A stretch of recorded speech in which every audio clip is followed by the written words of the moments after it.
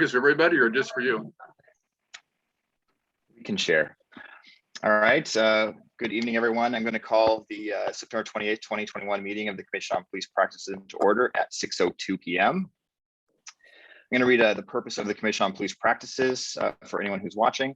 The purpose of the Commission on Police Practices is to provide an independent investigation of officer-involved shootings, in-custody deaths, and an unbiased evaluation of all complaints against the San Diego Police Department and its personnel in a process that will be transparent and accountable for the community.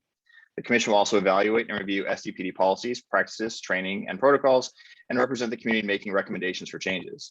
The mission of the Commission is to hold law enforcement accountable to the community and to increase community trust in law enforcement, resulting in increased safety for both the community and law enforcement. And with that, I will kick it over to Executive Director Charmaine Mosley for a roll call. Chair Hilpert. I'm here. Commissioner Case. Here. Commissioner Fitch is absent. Commissioner Holtrop. Here. Commissioner Anderson. Here. Commissioner Workman. Here. Commissioner Dent. Here. Commissioner Harrington. Here. Commissioner Smith is excused. Commissioner Clark. Here. Commissioner Shea. Present. Commissioner Craver. Here. Commissioner Vaughn. Present. Commissioner Dabba Griffin. I'm here. Commissioner Spruce. Here. Commissioners Neely, Chan, and Pink are excused. That completes the roll call. Thank you. And then for non-agenda public comment, we did not receive any prior to this meeting. And I don't see any attendees. So are there any commissioners who would like to make non-public public comment or non-agenda public comment? Okay, not seeing any hands. We're going to move on. Unfinished business. About a couple hours ago, I sent out a doodle poll to all the commissioners. Chair Hilpert, let's go back to the approval of the meeting minutes. Thank you. I skipped approval of meeting minutes from last month, August 24th. Does anyone have any edits, changes, or corrections?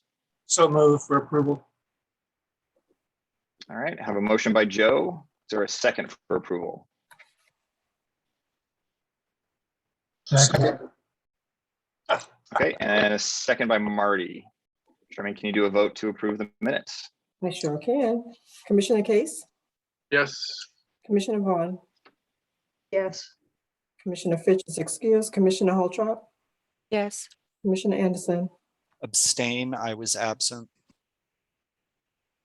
Commissioner Craver, Yes. Commissioner Neely is also excused, Commissioner Workman, Yes. Commissioner Dent, Yes. Commissioner Spruce,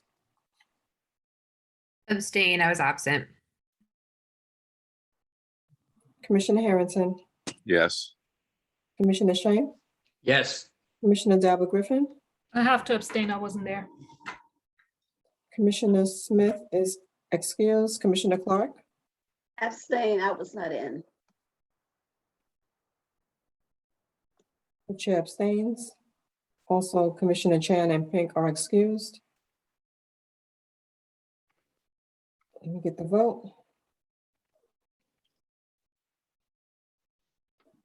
Motion passes. The vote is 8-0 and 5 abstentions.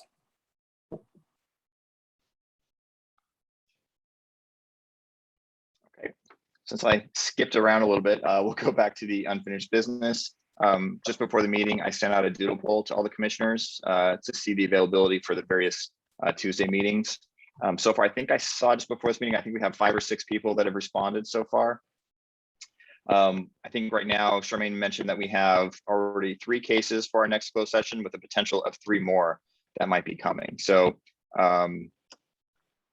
we'll try to figure that out. I think so far, next Tuesday's meeting, it looked like of the people that have responded so far, not a lot of people were able to attend that one, but we'll get a little closer to that once we figure out how many people have responded to that. So if you haven't done so already, please go ahead and take that doodle poll and we can get those meeting dates scheduled out for the rest of the month. For case review, status of discipline cases, as probably all of you guys know, Internal Affairs has been working on getting a bunch of the cases that previously had sustained findings, getting those discipline memos to us so we can review and then present back to the commission in closed session. So if you have those in your folders, please make sure to review those, make sure you have a chance to review them and we can present them at the next upcoming meetings. We did do a meeting with some of the new commissioners to try to see if there's anything that we can do to try to make it a little bit easier for people to be able to do case reviews, remote access, et cetera. We're going to be doing that as an ongoing basis, but I want to open it up to the floor to see if anyone wants to chime in on any issues you might be having, concerns with remote access, writing up your reports, status of case summaries, things like that. Nancy, you're on mute. Thank you. I'll not make it long because I don't want to upset Patrick, but I have a hard time with this and it takes me about 3 times as long to do a review of a case as it used to take me when I had paper copies of everything. Thank you. Okay. Anybody else? Andrea.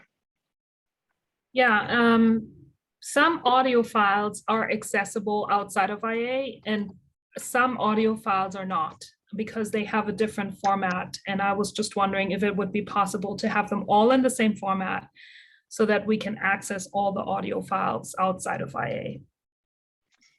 Yeah, short answer, no. We've tried. I mean, it's something that obviously we're all painfully aware of. So basically, audio interviews are where I think most people seem to be having some difficulty.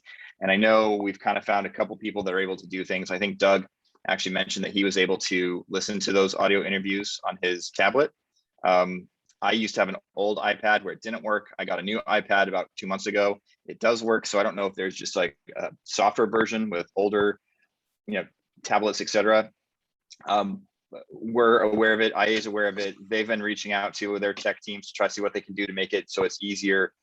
And unfortunately, it's a little bit of an issue that we haven't been able to completely solve. What IA has done for us is if you need to get those, they're willing to burn any of those files that we're not able to listen to remotely. They'll burn those onto a CD or DVD disc for us, and then we can go down and pick those up. And then we can take those home, review them, and then bring them back. So we know of it. We're working on it. One of the options, and we still haven't kind of gone through this, now that we have a budget for the commission, an official budget, one of the things that we did put in there was a line item for technology. So once we actually become, our full-fledged up and running commission, we can actually use an outside technology service that we could probably put all those things up, and those don't seem to have those problems. It's just with the secure Google Suite is where I think we're having that problem. But over Internal Affairs, IA is definitely aware of it. Andrea has been, we're doing a lot of work trying to make sure everything works, but I know it's a problem and it's just frustration for a lot of us. I think I saw Patrick and then Charmaine. Thank you for that. And thank you to IA for trying to make this work. I know to convert audio files that are as long as those interviews would take forever and would take multiple machines running at the same time. So I completely understand that that's unworkable. I'm wondering so most laptops and computers don't have CD drives anymore. Is it possible to get them on a USB drive if we can't access them remotely?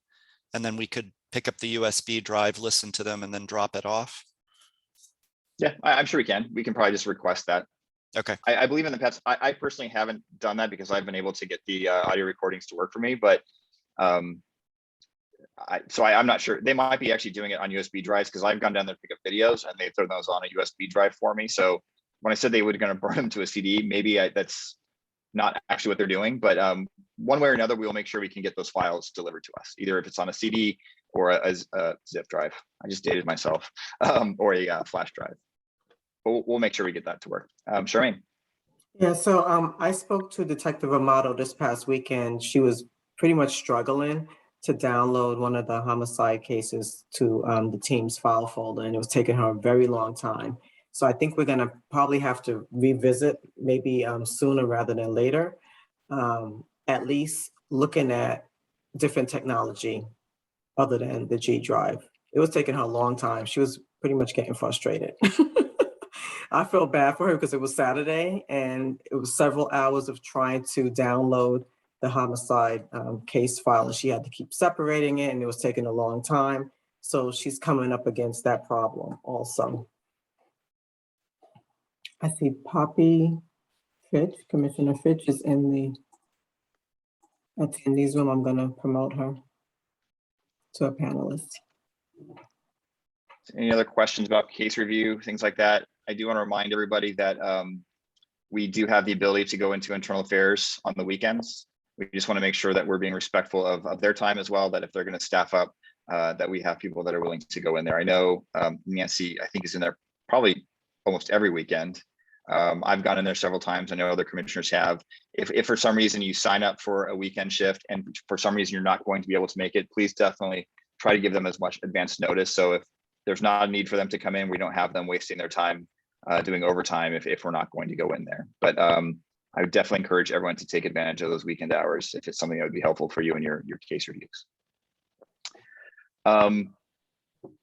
If there's nothing else on that, we can move on to new business. I think this is kind of a shared topic for Charmaine and I.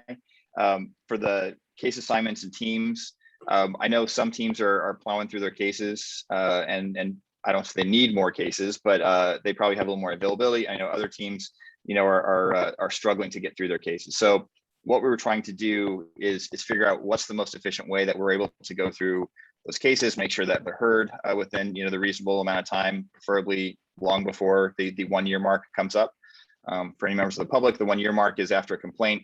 If there is a sustained finding, the officer only has 1 year to be disciplined. So we have to have our part of our review done, usually 2 months prior to that year expiring. So the police department can go through, run through their HR process, and then issue any discipline. So Charmaine, do you want to chime in on that? I know we were talking about possibly reassigning some cases, or do you want to just go over that when we get to your part of the agenda?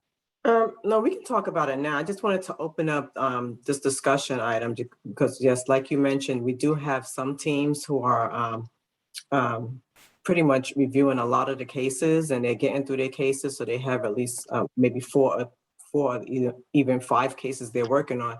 While we have other teams who they have in excess like at least 20 cases.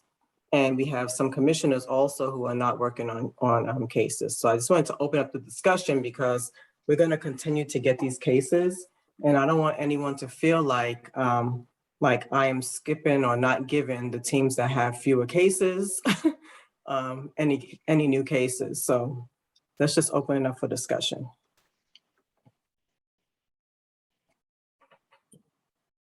When everyone speak at once. We have to also keep in mind, let me just mention this, the interim bylaws shows also that commissioners have to, it says shall in there, review at least 80% of the cases that's assigned to them.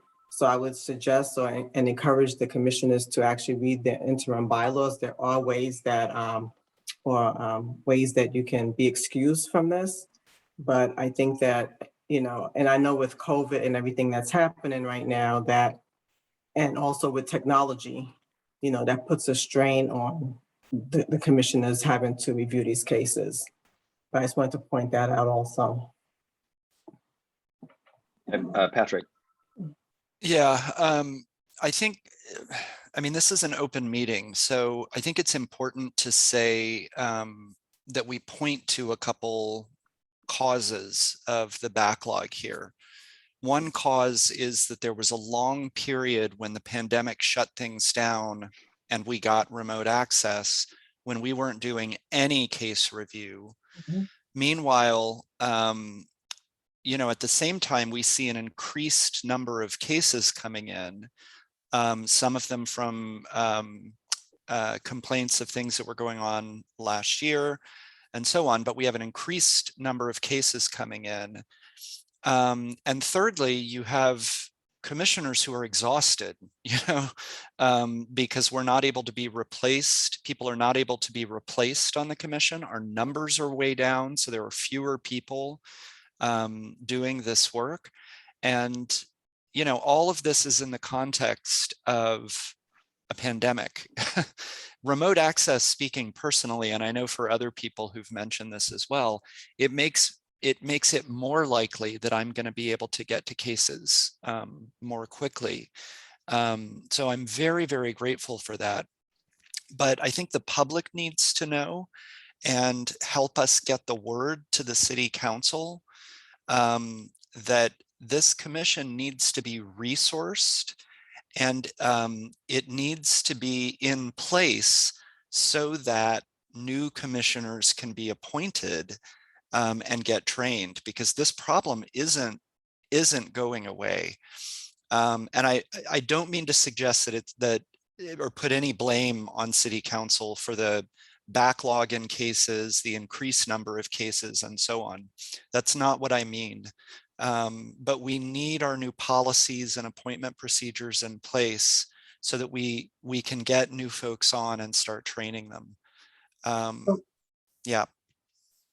I just, and maybe Chair Hilpert, if you can open it up to the commissioners who have a large number of cases, that would be good to hear from these commissioners. Yeah, and I want to chime in on what Patrick said, and I completely agree. And I think, you know, we've tried to share this with the public, and we have shared it with City Council.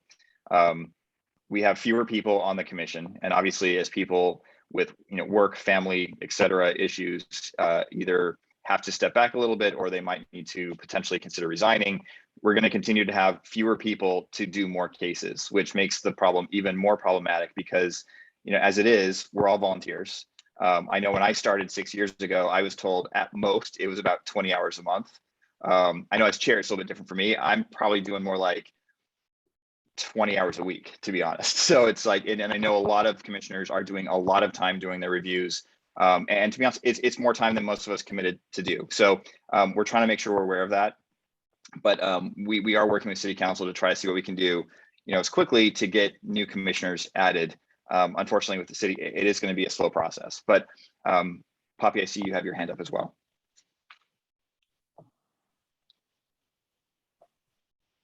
Yeah, I just want to add on to Patrick's comments that, you know, there's an additional element to this dialogue, which has to do with the fact that at the same time that we were trying to dig out of a backlog with periods of no access and for whatever reason, an extreme resistance to allowing or putting energy toward remote access to cases, which would have prevented some part of that backlog. Internal Affairs was also getting a significant number of new officers. So they are moving through their cases faster than we have ever seen in the past. And as you know, I certainly you know, will do my best not to feel defensive here. Obviously, our team is one that has a pretty good number of cases, and I'm not moving at a clip that might be commensurate with others. But what I will say is that some of us who have worked full-time jobs, I heard another commissioner say at some point in January, wow, we're starting to have to go back to work now. And this is really hard. This volume is really hard. And it sort of made me chuckle because many of us were working full-time and then some all along. So I think Patrick's comments are well taken. I think the notion of exhaustion is a reasonable one. And I also think that I have, as I have communicated to some of you in the past, in order to maintain service on this commission, I have felt that I wanted to say, or that I would say, I will prioritize this work to the extent that feels right and ethical and appropriate for me, and not kill myself. And I'm not going to do that. And so I think that maybe I would offer, maybe what is helpful or would be helpful for those of us who do work full time and have other commitments would be to have a sense of what is reasonable. It's this sort of this never ending flow of cases, and no sense of the expectation is 1 or 2 cases a month, or the expectation is 5 cases a month. And I know that there's lots of reasons why that's difficult because some cases take more or less time. But it's really demoralizing. I think that's what I'll say. And the notion that the process of getting to the full commission having taken so long just feels, I'm just going to employ really good, healthy boundaries and do what I feel is the right thing. And I hope and invite others to do that as well, because there's nobody looking out for us from my vantage. So that's my sort of input to this conversation. Thanks, Bobby. Kevin. And then Joe, I'll get to you in a second. Yeah, I just, some of what everyone just said was pretty accurate for me too. Some people did go back to work and other people were working the whole time. Some people have more workloads than others at their jobs, and vice versa. It's not really a contest. It's just, it is an overwhelming feeling when for months we couldn't do anything. And then it's like, okay, here's kind of remote access. And then it's kind of not working, but it kind of is, but make it happen and also run down and pick up the other stuff at the same time. And then your job starts up, and that's not just okay, you take off where you left off. Some of these jobs are still being messed with health safety codes, mine is, and having to evolve there and simultaneously try to evolve here, and feeling like, okay, this is now due. What are you doing? Tell us when it's going to be, when is it going to happen? It's like, I don't work for the city. And I mean, I don't want to throw any particular people under the bus, but I do agree with what Poppy just said. Like, there isn't really anyone looking out for us. This is volunteer, unpaid labor, intensive, serious work. And that's okay. We signed up for it. It's not a Crimea River time right now. But I'm just saying, I agree that it has to be prioritized based on my needs with healthy boundaries. And it actually really was hard on me for the last, I would say, 3 to 4 months, because there's this desire and passion to do it. And you're also like, where do I start? We're so far behind and there's so many more stacking. And simultaneously, people are saying, leave the board from the outside, saying, we don't know what we're doing. We need to leave the board. We need to let new people on. And when these commission is fully up and running, we're going to be let go. So it's like, and simultaneously saying, and work harder right now to get everything done from the city's perspective, because they have to happen. It's an actual, chartered thing. Now it's, law as a commission that we do this. And it's like, there's two different sides. We're happy to do it. We signed up to do it, but we're also being told to leave it. So it's more complex than, just COVID. There's a lot of emotions in all directions. So I like what Poppy's saying, especially about setting your own healthy boundaries and doing what you need to do for you. And that's exactly how I feel about it. Thanks, Kevin. Joe, you're next, and then Patrick. Okay, I was just, I agree with everything everybody said. It is very, very frustrating.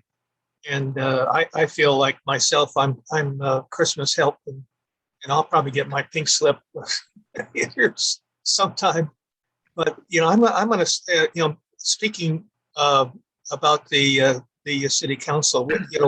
We've done that, and they listen, but that moves very, very slowly, and it always has been. So is that what I think that we need to do, and what my recommendation is, that we need to close ranks and just do the best job that we can, and as much time as we can go ahead and put into it is try to do that. Because from a personal standpoint, as I'm very dedicated to the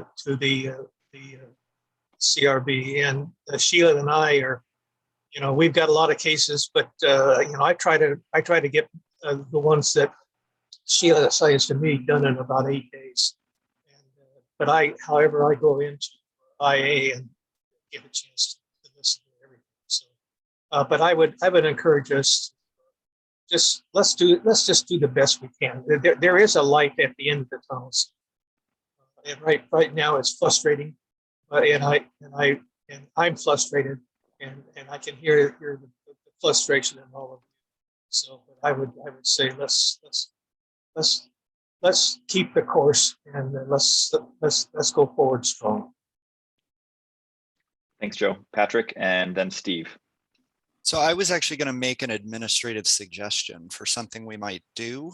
And Charmaine, I don't know if this is something you already do. So I apologize because I don't fully understand how cases get assigned, if it's just a rotating thing or what. It is let me just say that cases are assigned on a rotating basis. Okay. However, with team 4 and team 6 right now, I completely stopped assigning cases at this point because it's like 20 cases. So Okay. I'm sure team 4 is going to be happy and team 6 is going to be happy, right? So, Okay, I so stopped assigning it. So I wanted to like open it up to the commission to see, you know, what's working for the teams that are actually that are low, they have a low number of cases. What's working for them? How are they reviewing their cases? And what can we do to be able to address those cases that are outstanding? Because, you know, once we hit that 1 year, if the commission is reviewing those cases after the 1 year and they think that a sustained finding is warranted, then we can't do anything about that. And there is no discipline that can be applied. So we have to be able to like intervene at some point and say, okay, let's just try this out and see if this is going to work. So okay, so my suggestion is that we change that process and we take stock of where things are now, not just paying attention to the numbers of cases. You know, the last case I finished that we recently discussed, I spent close to 100 hours on myself. And my team members spent a lot of hours on that one too. There are other cases that take 5 hours per team member to review. So the number of cases on a docket, while it gives a sense of something, it doesn't actually give a full picture about what the team is, what's actually holding the team up or what the team has in front of it. I think it would be worth each team maybe having a meeting to look at the cases as a whole and just very quickly say, do we think from first glance that this is a work-intensive case? Do we think that this is a case that's going to take slightly more than usual hours of review? Do we think this is a case that's a quicker review? And the question of are there sustained findings is not a good guide to this at all, because you know, it's not that uncommon for this commission to agree with IA on cases that it has found sustained findings for. So in order to move us forward, if each team were to look not just at the number of cases, it's not going to be the most helpful data here, but to survey the cases to see really just from a, and we could be wrong as we get into a case, but you know, I think it would help us here. yeah, let me just say this, that the team leads are responsible for assessing the cases. And we sort of do reminders every time I send out the case assignments as well as my emails regarding the meetings. It's the team leader's responsibility to also assess the cases and to be able to pick those cases that they should be working on and sort of like come up with an order.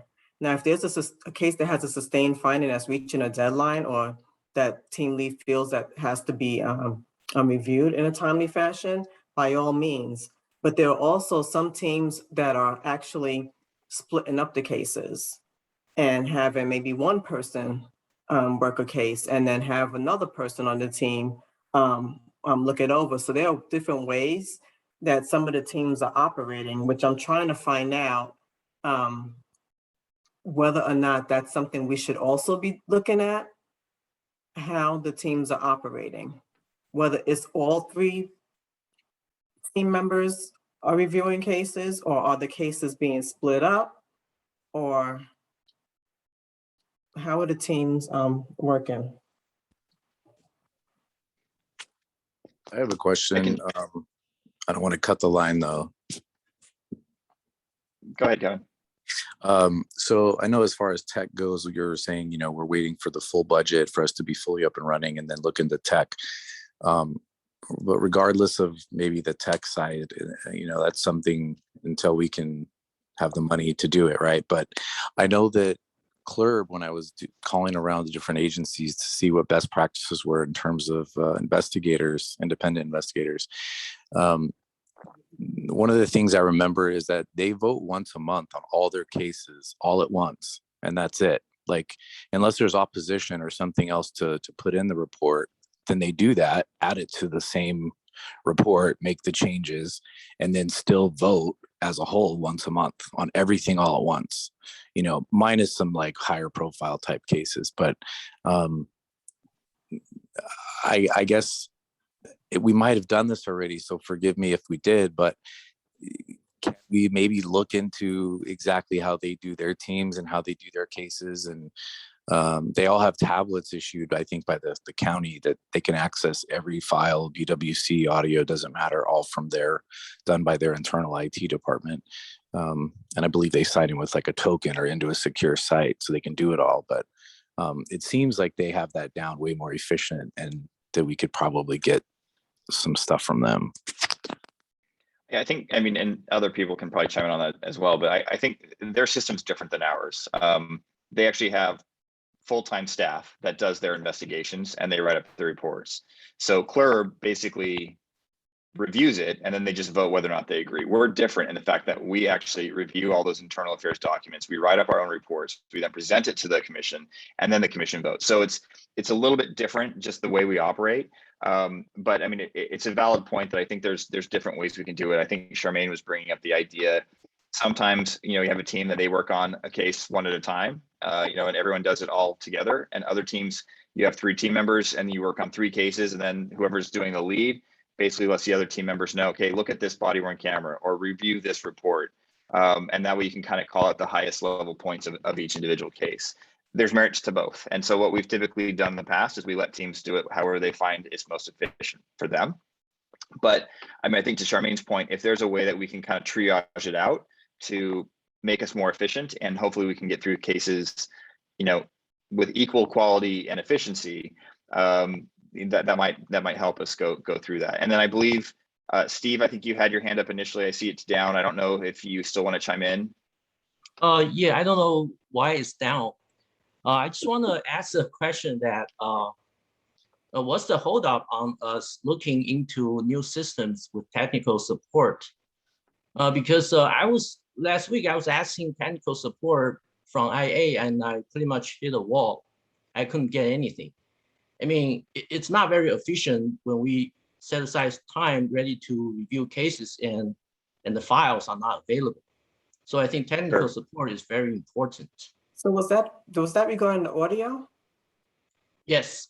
Yeah. And then the solution with that was to pick up the CD, I think. Was that what it was? I'm not sure. Captain Dupree?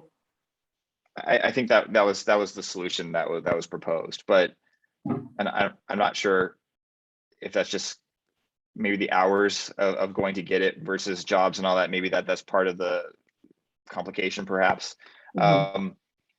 Going back to your other point is we had looked at and spent quite a bit of time in the internal affairs as well, working with Riverside about what they use. They use a tool called Laserfiche. We do have that budgeted. Technically, we could start doing that now. As with any city process, that's complicated. We have to do a whole RFP. We have to open it up to a bunch of anyone who wants to propose their solutions. Then we have to do a scoring methodology. So it's not like we can just say, hey, we like this Laserfiche tool, we're going to buy it. And to be honest, we don't have the staff right now to really be able to bite on that. Because we're working on a bunch of other different things. It is something, like I said, that budget line item is there, it's available. We have an estimated amount because obviously we didn't have a contract. We just kind of projected what we thought that was going to be. But we do think that is a tool that would work for our needs, and also it would work more or less for internal affairs needs as well from a security standpoint. So it is something that's available. It's just any city contracting process. It's not as simple as if we just decide to go out and purchase it. So I get your point, and I understand there's some frustration there. I think we all have that frustration. It's just trying to figure out when is the right time for us to be able to move forward on that. I think initially we thought it made sense to do it once, you know, the commission had fully been implemented. My personal standpoint is at this point, I don't think we can wait. I think it's going to take too long for the city council to move forward on that. And if we wait that long, I think we're all going to suffer. And we're all volunteers. We don't want to suffer doing volunteer work. So I get your point. We can try to figure out what we can do to make sure you can listen to those audio files. But we'll try to see what we can do on there. And then I saw another hand up that I don't think is up anymore, but I see Doug first and then Robin. So Doug, I'm gonna let you go first. Okay. Well, several thoughts. I've been taking notes here during the discussion. With regard to CLRB, they're a different model and they don't write reports. And so all they have to do is read reports. And I've yet to find a review body or anybody across the country where volunteers are involved in intensive report writing like we are. And so as we reimagine the new commission, I think we ought to think about how we go about doing our review process, and to what degree we can keep it, or we can refer things to staff, and coming up with a method that is not time intensive, because we're going to have additional duties in addition to review, and review is just one part of it. And so I think we need to find a different way of doing the review that is not currently as time intensive as it currently is. In response to Charmaine's question with regard to handling cases, what Poppy and I are doing is, because we're way behind, is one of us is taking the lead on each case. So we're listening to everything and watching all the videos and writing up the report. And then we're making notes for the other person and identifying things they need to watch. And so instead of watching all the body-worn camera, we'll tell them to watch, this portion of the body-worn camera, or listen particularly to this interview, and so forth, so that the person taking the lead, does most of the work, and the other person basically looks over their shoulder, and if there's any issues that are contentious, particularly if there is a question about a finding or a disagreement, then we discuss that, via phone or whatever. And so I think, that's going to help us move through our 20 cases, but it's still going to take some time to do that.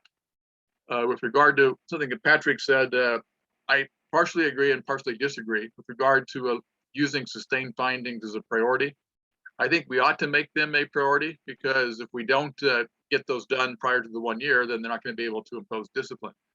On the other hand, you never know whether the cases that don't have a sustained finding is a case where we would recommend a sustained finding.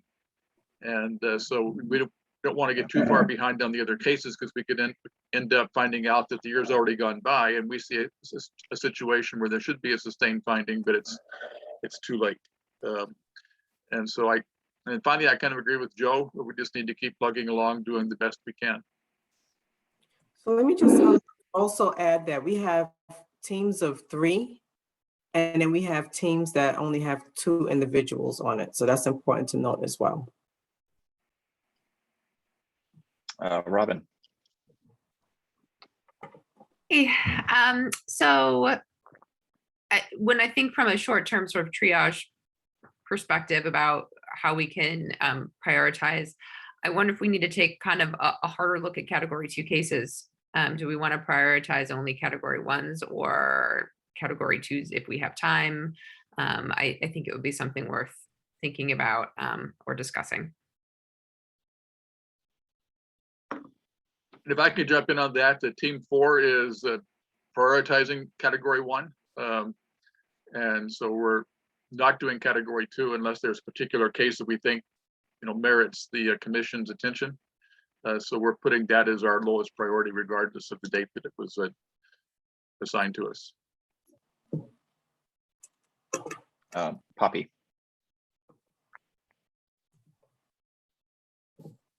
Yeah, I just,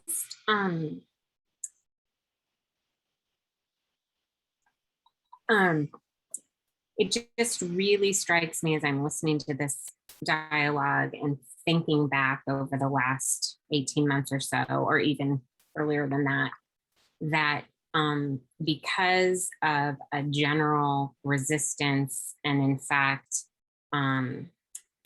digging heels in on the part of the San Diego Police Department well before the pandemic, and then for months and months after that, around a willingness to engage on the topic of remote case access, and then a necessary delay in actually gaining remote case access, we find ourselves in a situation where we are simply working harder, not smarter. And the notion that in order for some of us to access audio files, we have to drive to the police department and pick up a thumb drive or whatever they're on is preposterous.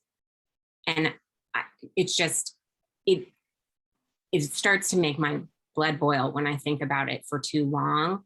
It is wholly unfair that this free workforce, and Kevin, you are absolutely right in the way that you frame this. We signed on for this work. It is volunteer work.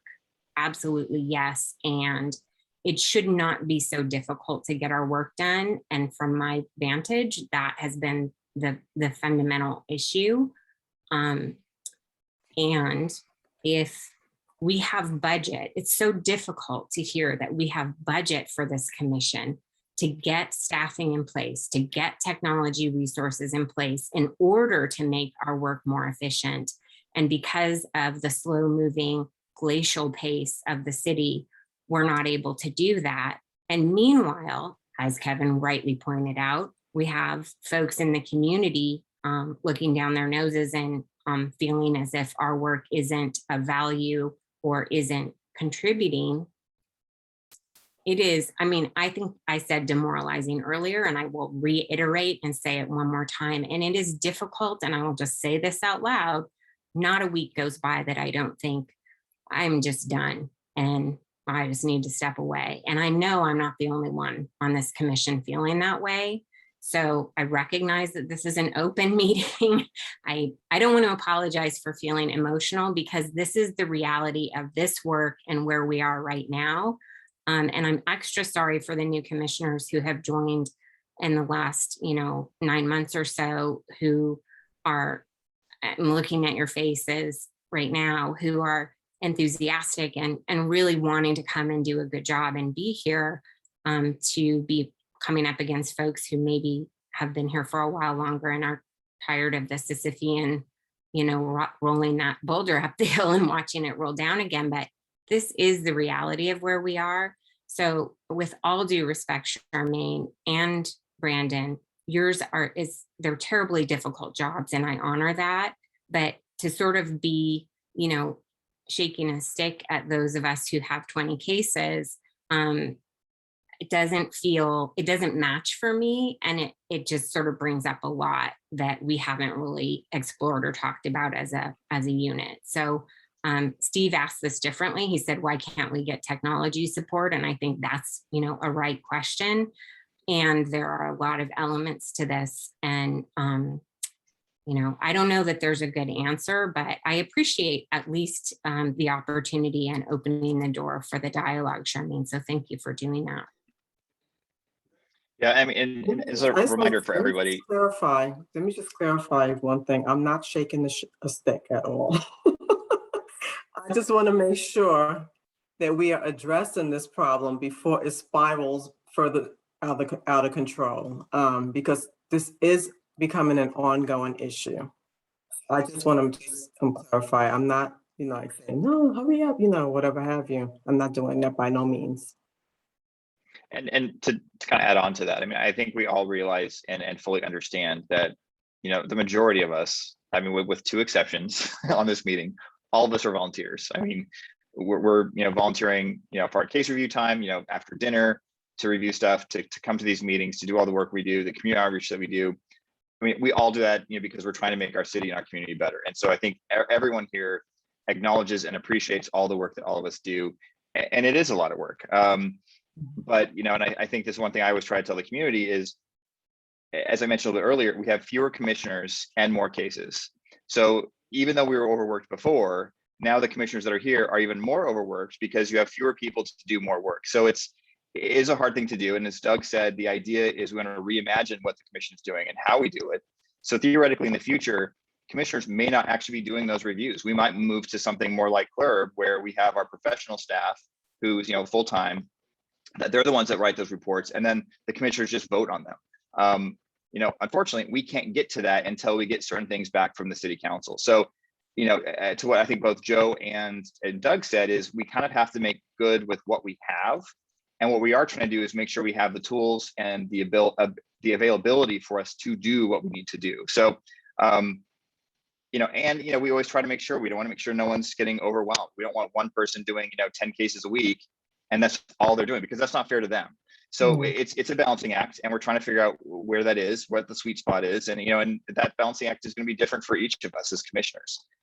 Typically, the chair, myself, and Doug as first vice chair don't do case reviews. Well, right now, for the last, year, we are doing case reviews because we are trying to help get everything caught up. So, I think it's a group effort. We're doing what we can.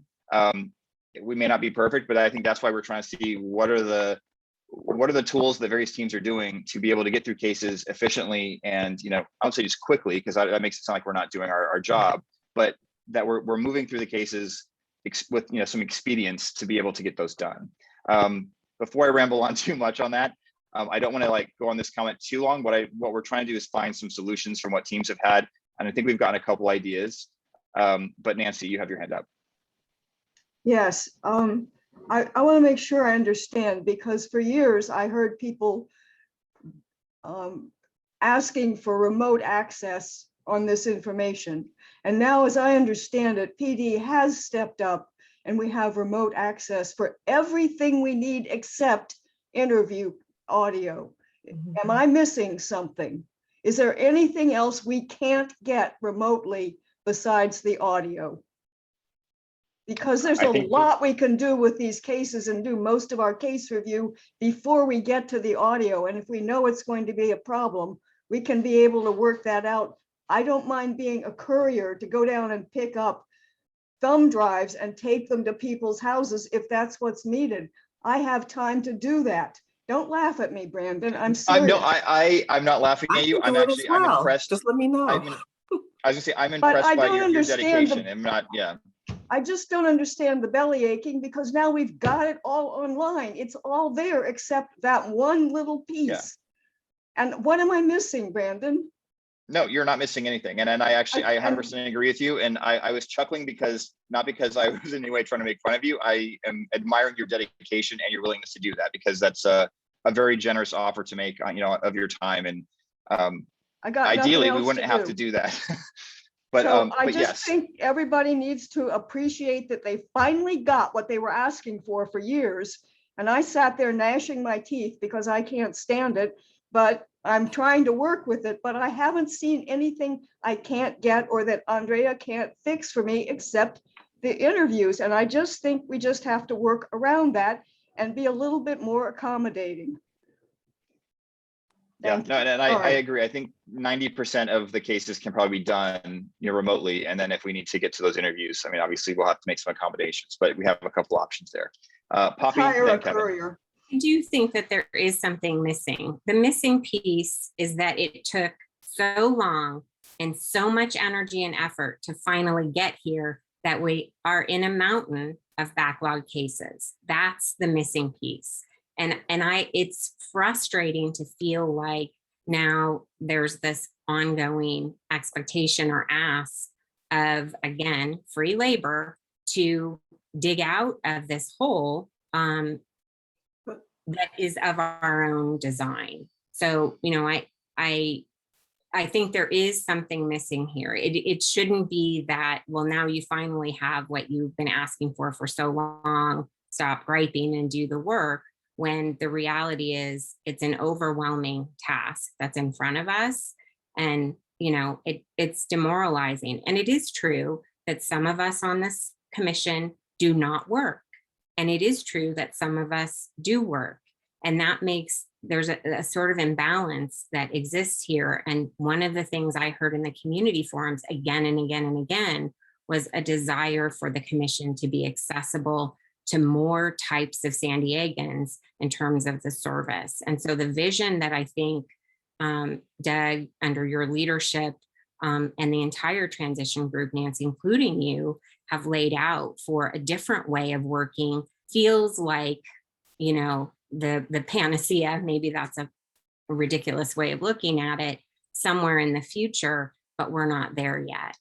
So I do think that there is an important element of all of this that matters, that there was so much dragging of feet to get where we finally needed to be anyway.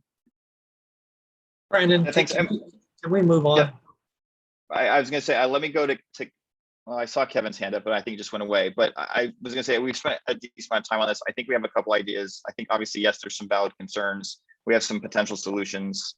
So let's try to see what we can do on that. And, you know, I don't want this just to be an hour of us, you know, complaining rather than, you know, I want to try to make sure we're trying to come up with solutions and things that work for everybody. So I see all the hands are down. So I think we're probably good.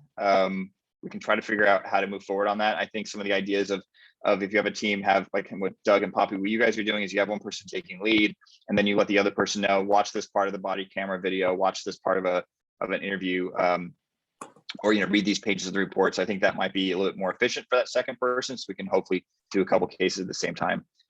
Before we move on, Charmaine, did you want to chime in on anything? Yes, I just wanted to hear from Team 2 and Team 3 as to how they assess the cases. Commissioner Holtrop or Commissioner Workman? Okay, what are you looking for? I'm just trying to get a sense as to how your team is working on the cases, because they'll have how many cases right now? I think we have 6 or so. We turned one in, and I believe we'll have another one to turn in a day or so. What I do is I try to, as the cases come in, I go through it, and like Doug was saying, and I go through all the body worn cameras, and then when I assign the case, if there's any portion that is really unnecessary to look through, I point that out for the others. So I try to, I have a big advantage of being a retiree, so I have time, although circumstances in the past year or so have made it a bit tougher. But I think that our team is putting out cases, you know, we only have a few on the list. But I'll be honest, it's very tough knowing that there are some teams that aren't getting through the cases, and I complain about it to my better half, and I'll be honest.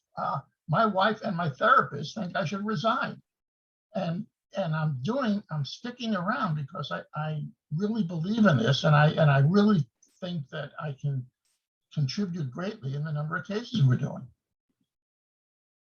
I appreciate your response and your dedication, Marty. Thank you. Can you all hear me? Yes. Okay.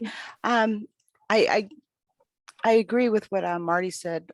It's just Joe and I have to say again, I just can't thank him enough since he came with me, because I was alone for a little while. And being team lead, I've never been lead of anything ever. Well, except a mom, but that doesn't count, I guess, right? That's, you know. But as far as what Poppy mentioned regarding work, I'll be honest, since we're being honest, I am a paralegal, but only because my husband has a really good job that I am able to do things I'm dedicated to. I've been on this board 6 years this year, and I really believe in what I'm doing with all my heart. So when I get cases, I start on them right away. I look them over. I say, okay, Joe, this one, if you can take lead on that one. He goes down and takes care of it right away. I go back and review it just so we both know. And it seems to be working for us. But again, what works for us may not work for other teams, but that's how we do it. And again, to me, I'm not saying no one else is as dedicated as I am. I'm not saying that at all. I'm just saying that my major driving force is I am deeply dedicated to this because it is free. So it means something to me and my family of what I've been doing for the last 6 years. And again, because my husband has a really good job, but that's what we do. I look through them, and between the two of us, we've been able to make it work. That's all. Thank you. Thanks, Sheila. And again, I mean, I know Charmaine said this before, is all of us are doing an amazing amount of work on these case reviews. And I think everyone, you know, unfortunately, the community isn't going to come up to us and say, hey, great job. But I mean, I think that's why, you know, internally, we try to let everyone know, you know, we are going through a lot of cases. We are doing a lot of work, you know, and it's not always easy work. And so it's the work that we're all doing is appreciated, you know, I think in general by the community, by concept. But I think, you know, personally, I appreciate what you guys are all doing because, you know, I've been doing it for, you know, 6-7 years. I know how much work it is and how much time it can take, especially if you have to review sometimes very difficult cases. So with that, you know, thanks everyone for your comments. We'll probably be rolling back on this and then coming up with some suggestions for teams, and we'll also be looking at cases. But I don't want to spend the whole meeting just on this one item. With that, we can move on to committee chair reports. Continuing education is currently Nancy. Nancy is actually asked to be able to step away from continuing education. So if someone would like to take, I'm sorry. No, Charmaine made it clear that she wasn't going to allow that to happen. And I didn't allow it to happen either. I value my hide. I really didn't want to get in that kind of trouble. So I'm going to keep working at it, Brandon. Okay, never mind. I was going to ask someone to take over that leadership role, but Nancy has been voluntold to keep it. So I'm gonna help her. Perfect. So whoever's on this committee, and I don't even know who it is, can expect to be contacted by me soon and see if we can't develop a new chair. I actually had two things that I was interested in personally, and I don't know if anybody else cares, but the George Floyd Act in Congress right now that seems to be hung up has like 6 different provisions in it. And I wanted to get somebody, well, actually somebody from Amnesty International came to raise money at my front door, and we got talking, and we had this meeting of connection on this one incident. They're working on the George Floyd Act, and I'm interested in all the provisions. So I'm hoping to get somebody from Amnesty International, not the young lady who came to the door, although she was delightful, to get them to put somebody available to us to talk about this act and all the different provisions, because I want to hear somebody defend some of those provisions that I question personally as I read about them. That was one. The other group I've reached out to is the Kumeyaay Indians to find out, and I know we don't actually have jurisdiction in the reservation, but it would be interesting to me to know if they have any issues between them as a minority and PD, to find out if they have anything that we'd be interested in hearing about. That was all. And then Charmaine came up with the idea of a presentation on the complaint process. They have the new 110 that describes complaint process much more detailed than what we've had before. And I don't know who's going to give that presentation. I'd like to know next month on their complaint process so that we can all learn things we don't know already. That's my report. Thank you. In addition, just to add on to that, we also asked the department to give kind of a summary presentation on Blue Team. Blue Team is the tool that the department uses to log things like use of force. Isn't that part of next month? I'm sorry? Isn't that yes, next month's meeting. Right. Yeah. Okay. Yep. Nancy, do you have anything else on that? Nope, I'm done. Thank you. Okay. Patrick, I know there's not really a lot going on with outreach. Do you have any updates you want to talk about? Well, I wouldn't say there's not a lot going on. I still interact and communicate with a lot of folks about stuff that's going on, and encourage them to come to the transition committee meetings in particular. I'm participating on a panel on October 12th. I mentioned this at our transition meeting on Friday, to give some updates and hear from folks. That's my update. Perfect, thanks. Doug, I will let you take over for rules. Hold on one second, please. I think the only thing on the agenda, Can we go back to Commissioner Anderson? I believe that Commissioner Clark attended an event this past weekend, so I would like to ask her to speak on that event. And she talked about the commission.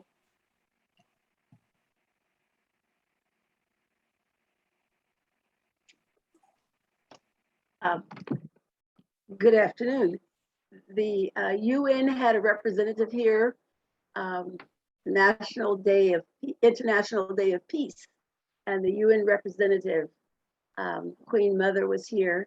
Had an opportunity to meet with her, and then we were at a park that a ceremony was held, and I had an opportunity during that time. I was presented an award, and during that time I had an opportunity to mention our group, and many people did not know we existed, but I did have an opportunity to mention her group, give us publicity.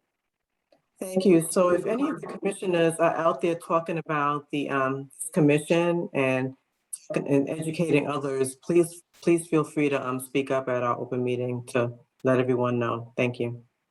I will say that was really an excellent opportunity, because it was actually, she said that she should have been at that UN meeting on Monday, and she actually came to San Diego to share here. So that was pretty big to be able to do that. Excellent. Thank you. Doug, Rules Committee. okay, well, the only thing on the agenda actually was an item that we included last month as well, which was feedback on the new streamlined report writing process. Just an observation from our last meeting, there were a couple of team reports that were much more focused and less lengthy than some of the reports in the past, which is exactly what we were looking for. And so if we can continue to try to give a high-level summary and just highlight on those issues that are critical issues. On the other hand, the case that from team one was a complex case and is a type of case where you don't want to summarize because you need to go into details. And so I think we kind of need to take it case by case. If it's a fairly straightforward case, we can write it up simply and present it to the commission. If there's a lot of complex issues or disagreements, then it may take a little bit longer, and a streamlined report may not be the solution. So unless somebody else wants to provide additional feedback, that's all we have to report. All right, the CUB handbook is on hold until we have more going on. So for policy, I know we were going to try to get a meeting set up last month. It obviously didn't work. I'm proposing to do not next Tuesday, the following Tuesday, October 12th, and I'm thinking of doing it after our closed session. I think right now we have 3 items that are potentially on there for us to discuss. So does anyone have questions on policy? If not, I can just work with Charmaine and we'll send out a meeting invite. Okay. Kevin, do you want to touch base on anything for recruitment and training?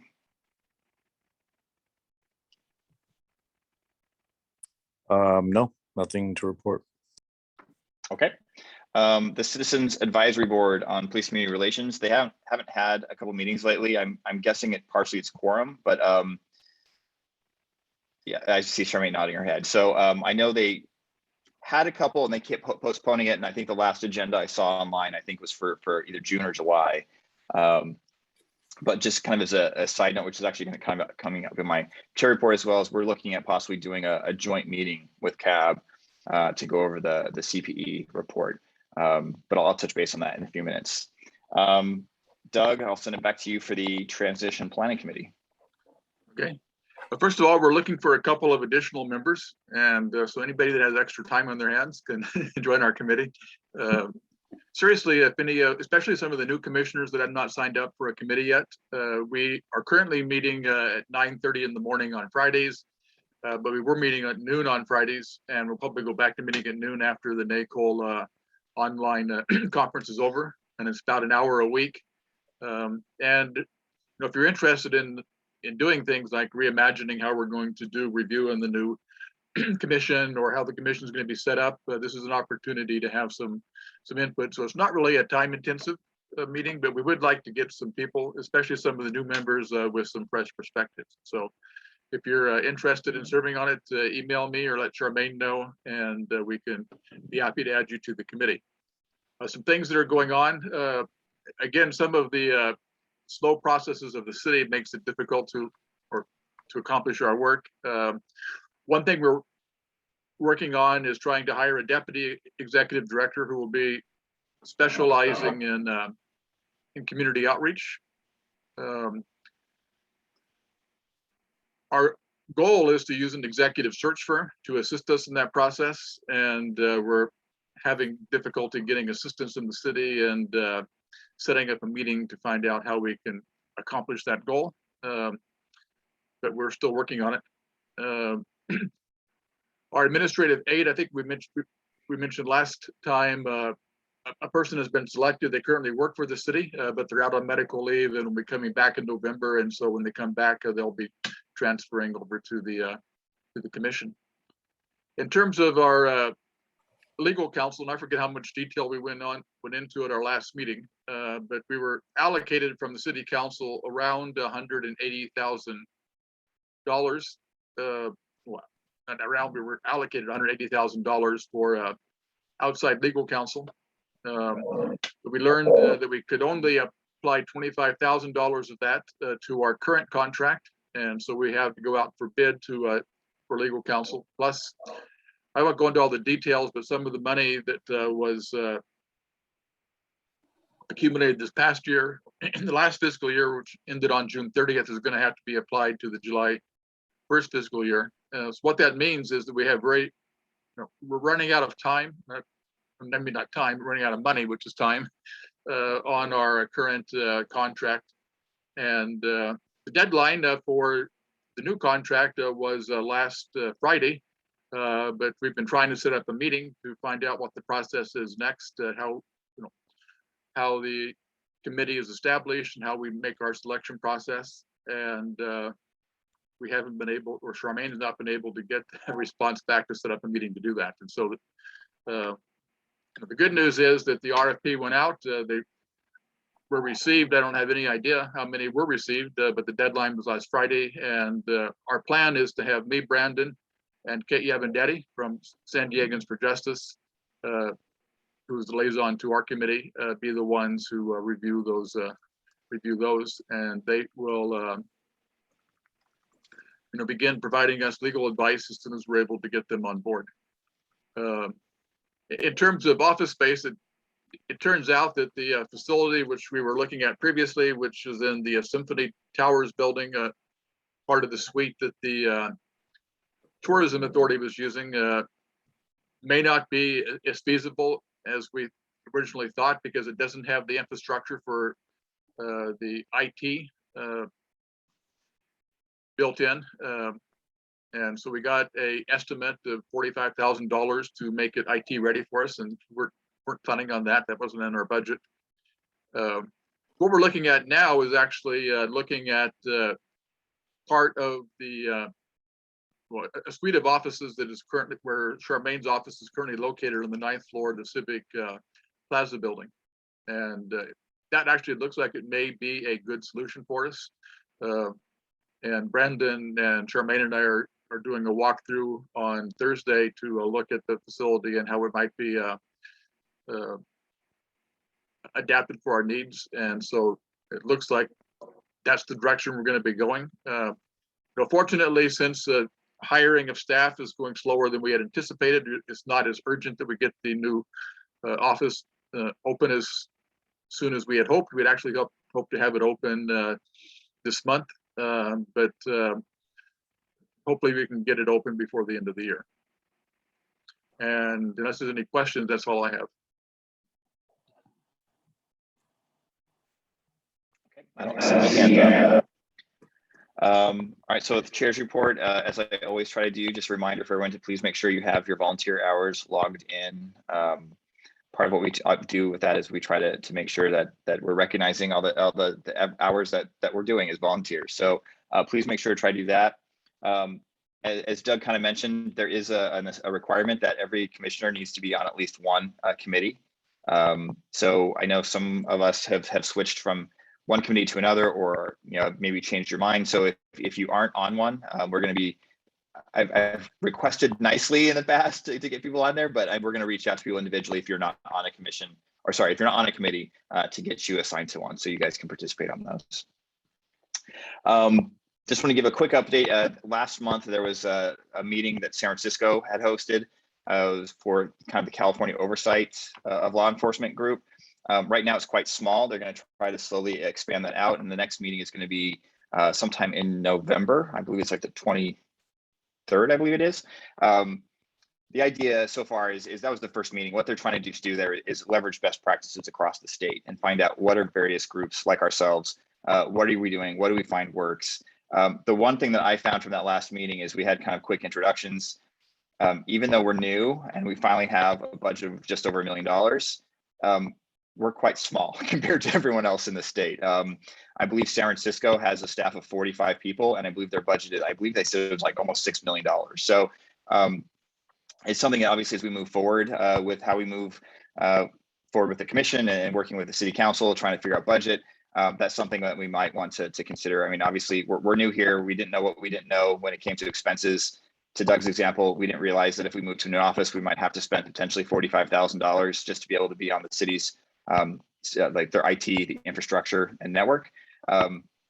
Unfortunately, we didn't know a lot of things we were coming up with that budget. So I don't say it came back to haunt us, but there's definitely issues that we, in hindsight, probably would have added more money to our budget request. But be that as it may, we now know for next year what to start requesting, and that budget year is going to be coming up soon. But I'll keep you guys up to date on what happens with that meeting for the kind of the statewide piece. Right now, it's pretty much the major organization. So we have San Francisco, Oakland, BART, Los Angeles, both the PD and the sheriff. And actually, believe it or not, there's UC system was also in there. Apparently, UC Davis has an oversight group based on an incident that happened several years ago with a pepper spray issue. That's going to get extended out to all UCs throughout their whole system. So it should be interesting. Hopefully, we'll have some interesting tidbits to be able to share and not have to reinvent the wheel in each city. The other thing is we had talked with CAB about doing a joint meeting between the commission and CAB on the CPE report. I did reach out to the chief of police, asked if they had some interest in participating, and he notified me at the time that they were making some revisions to the report. And initially he said it was going to be about 30 to 45 days, which is probably almost about now. So I will reach out to him just to see if there's any updates on that. But the idea is once we have that updated report, we'd like to have a presentation to the community, kind of talk about here's what the report is, and here's some kind of next steps and action items. My personal perspective is I think the last 3 meetings they had that went over the CPE report, I didn't really feel had a lot of community engagement. And I also want the department to be able to actually say, here's our perspective and here's our side of that. So our thought process is we want to have kind of an open community dialogue. We don't want it to just be a bunch of name calling and people yelling at each other. We want it to be more informative. So and of course, our goal is rather than just kind of throwing out problems, is try to come up with some solutions and some resolutions to some of the issues that report comes up with. So I will keep you guys up to date on that. Like I said, I will follow up with the department and see if that report has been revised. Again, they said it was 30 to 45 days when I think we're right about the 30-day mark now. So if it's not done, it's probably going to be done within the next 30 days is my guess. The other thing I just wanted to give a very quick update on, there are 2 bills that are pending the governor's signature that will kind of impact what we do as oversight. The first one is Senate Bill 2, and that would give the commission, I'm just reading the digest of it, is it grants new powers to the commission on peace officer standards and training, known as POST, to investigate and determine peace officer fitness and decertify officers who engage in serious misconduct. And it also changes a Civil Rights Act to limit immunity as specified in that law. So I believe it was on the 10th, I think, it went to the governor's office for signature. So obviously, once we kind of follow up on that, we hear what's going on, we'll share that with you guys. It's obviously something that's very interesting in the community about decertifying officers who have violated policies and procedures. The other one is Senate Bill 16. That expands the categories of police personnel records that are subject to disclosure under the California Public Records Act, and it modifies existing provisions regarding release of records for disclosure. So that's another one. I started reading that bill. It's very long. There's a lot of components to it, but those are 2 issues that I think are going to be really important when it comes to police oversight in the near future. And with that, I'll open up if there's any questions for me. And with that, I will pass it over to Charmaine for her update. Excellent. So we didn't have a closed meeting today. We should be having one hopefully next week or the week after, depending on the doodle poll. I also sent out an updated team case assignment spreadsheet earlier today, so everyone should have received that. The caseload update and status of case reports as of today, we have 76 cases assigned to the team, to the teams. In this fiscal year that began on July 1st, the commission reviewed, deliberated, and closed out 34 Cat 1 cases and audited 4 Category 2 cases. And they also evaluated 23 disciplines in 10 cases. The stats for the team assignments are as follows. For Team 1 has been assigned 16 cases, 12 are Cat 1 cases, 3 of which have sustained findings, 4 are Cat 2 cases. The team has no officer-involved shooting or in-custody death cases. Also, Team 1 plans to have 2 to 3 cases ready for next Tuesday's closed meeting if we have a meeting next Tuesday. That sounds about right, Commissioner Vaughn. Excellent, thank you. Team 2 has 4 cases. Of the 4 cases, 2 have sustained findings. One of the cases that has a sustained finding is a Cat 2, and the team has no Category 2 or actually, no, the team has no officer-involved shooting or in-custody death cases. Does that sound about right, Commissioner Holtrop? Yes. Excellent, thank you. Team 3 assigned 6 cases. Of the 6 cases assigned, 4 are Cat 1 cases. 1 is a Category 2 case that has a sustained finding, and the team has 1 officer-involved shooting case and no in-custody death cases. Does that sound about right, Commissioner Workman?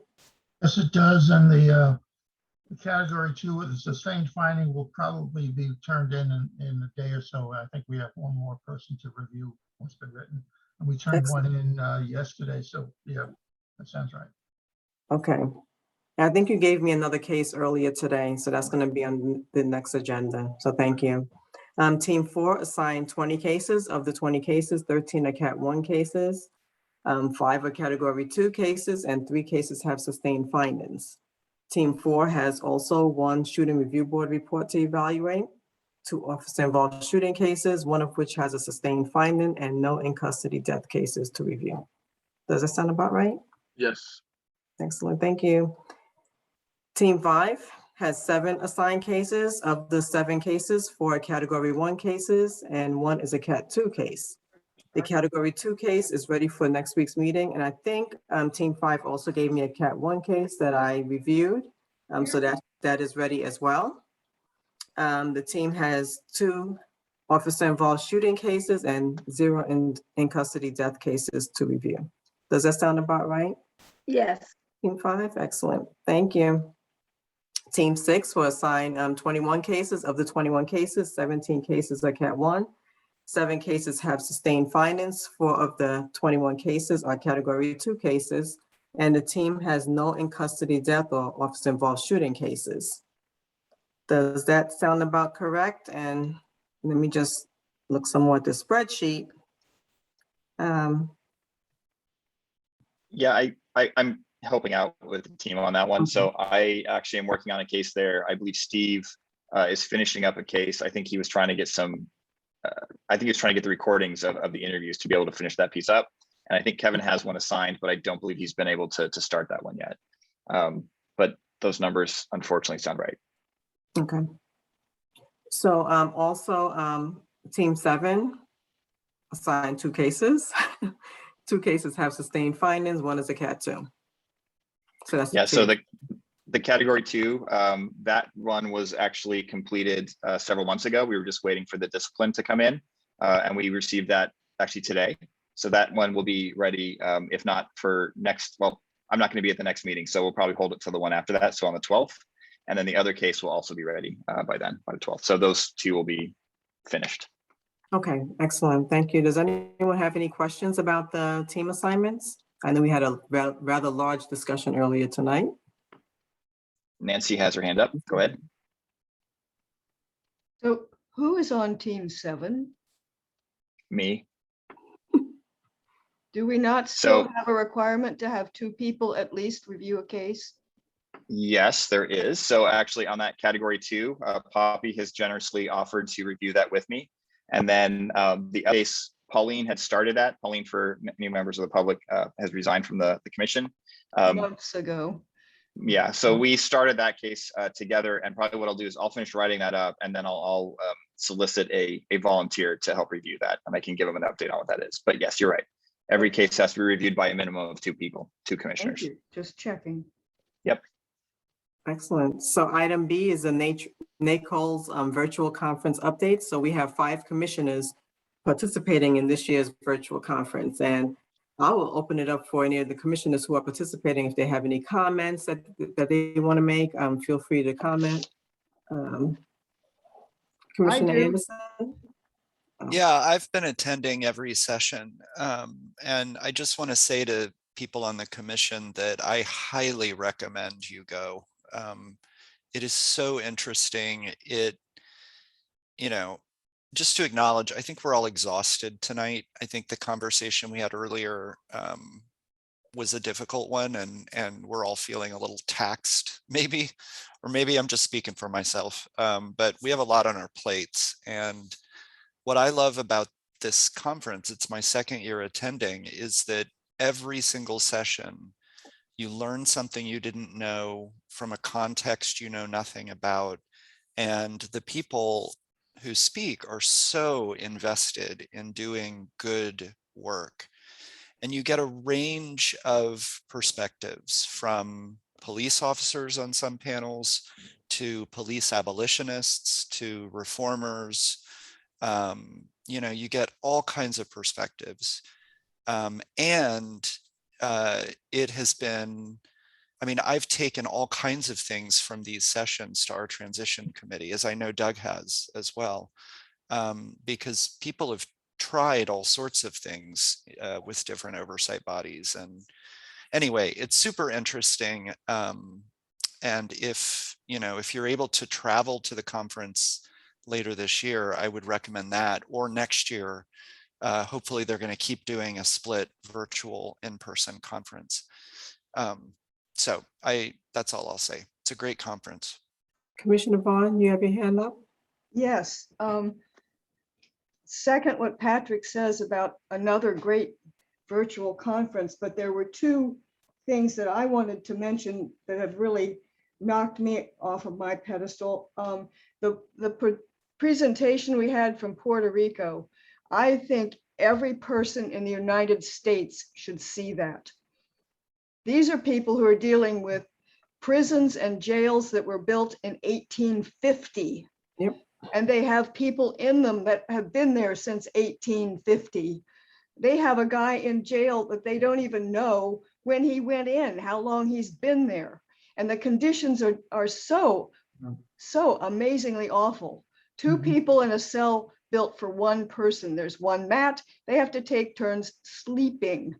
It's just absolutely horrible. Everybody in the United States should see that one. The other one was the one we had today, where they were talking about arbitration and how important it is. And I think this is for the transition committee to take as something that we should look forward to when we get legal representation, to make sure that our legal representative has some experience with employment law and arbitration to be able to help advise on those issues. Because when it comes to dealing with, the arbitration that they have for officers' discipline, that we might get involved in those discussions, and we would need legal representation, legal advice on those. So that was something that came out of today's presentation. Anyway, it's been a fabulous experience. I can't wait to get to Tucson. Commissioner Vaughn, it sounds like you want to come back to the transition committee. No, I'm just tossing them something. I'm not coming back. Thank you. Okay. So the virtual conference, it's wonderful. Every year, especially this year, it's gotten increasingly better and better. 32 sessions, and we are up to session 25. The last day is scheduled for October 7th. I'm pleased to also report that I was invited to participate as one of the panelists for session 32, which will focus on newly established agencies. that are transitioning entities with more authority and power. So I'm looking forward to that panel discussion. And I'm going to definitely talk about our transition, in the city of San Diego. Also on that panel will be someone from Rochester's Police Accountability Board and someone from Chicago. So it'll be interesting to hear what they have to say. Item C is requirements and etiquette for city virtual public meetings. And I know we started talking about this before this meeting. It's just a reminder for all commissioners to turn on their cameras for our meetings. This is a public meeting, so the public should be able to see who is on the commission, and that's at the direction of the mayor and the Office of Boards and Commission. As we continue to hold our meetings virtually, this is a city etiquette requirement. So please let me know if you do not have a camera for your computer or laptop, and we'll try to get one for you. It might take some time, but we'll try to get one for you. For those commissioners who may be concerned about privacy, there are backgrounds that you can change also for your camera setting. Also, please know that it is okay if you have to shut your camera down for a few minutes, if you have to step away. So you can also do that. If your camera is off and we're in this public meeting, your name will not show up on the recording of the meeting, and there will not even be a box for you. So it's important to have your camera on, and that's what the city is asking for all of the boards and commissions to do. So does anyone have any questions about this requirement? I see no hands. Excellent. So my last item is just a reminder, or maybe it's an update. In addition to the above requirements that I just mentioned for the virtual meetings, last week the governor signed an executive order authorizing public agencies to continue holding public meetings virtually beyond September 30th, 2021. So we'll have more information as the Office of Boards and Commissions Director follows up on this. That completes my report. Thank you. We'll send it over to, I think it's actually just Captain. I think it's just you. I don't think there's anyone else from the department. Are there any police department reports that you want to make? I don't have anything tonight, Brandon. Thank you. Okay. We left the status of recommendations on there. They gave a verbal report. I guess now is maybe 2 months ago, last month. So what I did is I took that and memorialized that into a document. Typically, when we send over written recommendations, we like to get written responses back. So we did update the website with what those recommendations were based on what was on the video. But if you guys can do a formal one, if you can let McGrath know, that'd be great. We'd like to have some kind of formal reply from you guys. With that, Commissioner ride-alongs. We have the ability now to do our ride-alongs again. I definitely want to recommend everyone do that, especially our new commissioners. I know several of our new commissioners, I believe, have done it. I don't know if all of them have, but for all the other commissioners, if you want to get back into a ride-along or a sit-along with dispatch, or even possibly, it's a little harder to schedule, but you can also even do a fly-along with ABLE. Those are 2 hours. The dispatch ones, it's 2 2-hour blocks. You do one with the call takers, and then you go over to the other side and you actually do the radio dispatch. But I highly recommend it for everybody. Marty. Thanks. Is there a way of finding out or making sure that if you do a ride along, the officer has been vaccinated? I don't know. That might be a HIPAA violation. Not sure. I kind of feel like that might be a hard thing to ask, but I don't know. We have you can just wear a mask then. Well, I think well, if the city applies a vaccination requirement for all officers, and that shouldn't be an issue. Chime in if you like. Yeah, please. Yeah, there's officers that are not vaccinated that work to officers that are vaccinated, and they do just that. What Kevin is saying, they're wearing a mask. Yeah, the city has required vaccinations, but that date, that requirement date, I think it's been pushed to December the 1st. So everyone is not vaccinated. But I don't think it'd be difficult to just say, let's find an officer that's vaccinated to put you with. Okay, so if you wanted to do a ride along, the department could verify for us whether or not the person is vaccinated. I think he's saying they can't. They Yeah, can't, I okay. have to inquire, but I don't think they would do that and pass it. I don't think they would do that, but I can inquire. Okay, because some of us aren't willing to do a ride along unless we know the officer has been vaccinated. I totally get it. And the flip side that we are as well. I mean, I think Exactly, it's yeah. I agree. Alina. Hi, sorry. I just had a suggestion or something. I had already spoken to Charmaine about this. I did my ride along last month, and there was towards the end of the ride along, there was a situation where I got to, get off the vehicle and go in with the sergeant, but because I was in regular clothing, the person that had made the call was very upset because he had no idea who I was. So Charmaine had, explained that in the past there were polos that were made that said something. I think it was the CRB or something that said in the back. Yep. So it's just a suggestion, maybe. Thankfully, the sergeant was there and he was able to, explain it. But in the moment, I was a little nervous, I would say, just because I didn't know what to say in that. Like, the guy freaked out just a little bit. So so I don't know, it's just a suggestion for future ride-alongs. Yeah, and one of the things we were going to do is we were actually going to get new shirts made. There's a couple different suggestions from various commissioners. I think the shirts we had last time, like you said, there was like on your front kind of chest that basically had the city logo and it said Commission on Police Practices, and on the back you had a huge CRB. The reason for that is actually my very first ride along, which I ended up getting a subpoena to, was this guy had a DUI and another officer came running up and he thought I was just some random community member that was there up at this car and basically used a couple words and basically told me to get back on the sidewalk. Because we have our little ID cards, but they're credit card size and it's hard for people to see. So that was kind of the reason why we decided to do those shirts. And I think you're right. I mean, it does make sense. The only flip side is, and again, some commissioners like them, some commissioners didn't like them.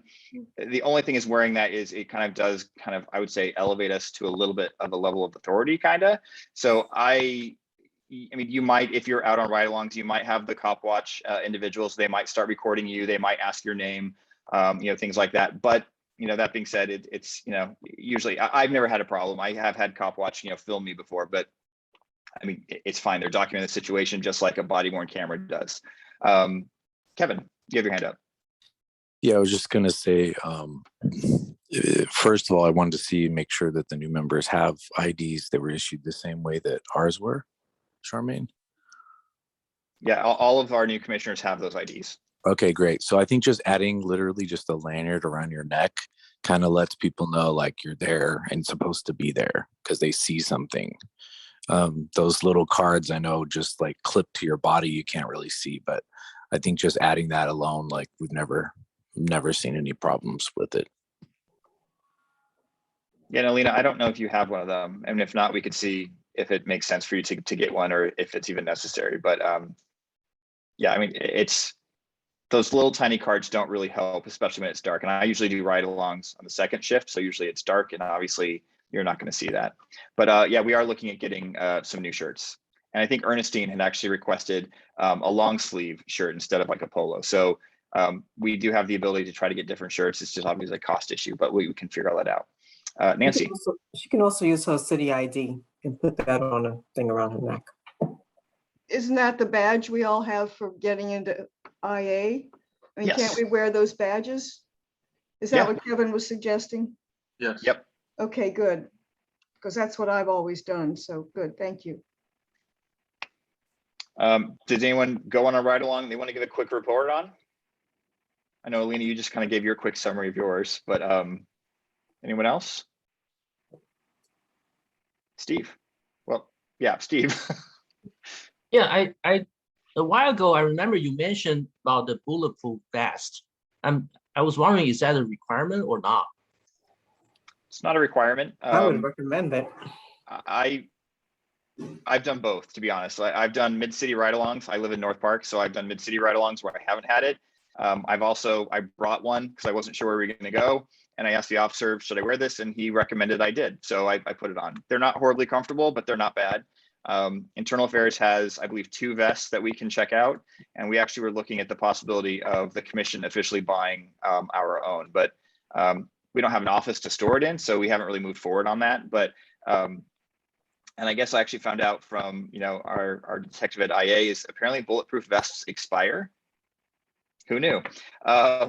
So I was like, well, I guess if that's the Okay. case, we should make sure we're not getting expired bulletproof vests. But yeah, if anyone wants to go on a ride along and you want to get a bulletproof vest, you can just coordinate with Internal Affairs. You can go down there and pick up a bulletproof vest. I recommend wear a t-shirt underneath, otherwise you might get kind of sweaty. Anybody else? Okay, any commissioner announcements or comments? Nancy. I want to apologize for you not getting your cookies. We'll I was make going to bring it up we'll make- later. We'll make it up to you, Brandon. I see Patrick shaking his head. He's like, no, I'm Sorry, not making cookies for I him." won't be making it up for anyone. It was a simple agreement, Nancy. You can swoop in and make something up if you'd like, but I was very clear in my terms, and Brandon, you failed. So there will be no I did not cookies meet for your anyone. terms.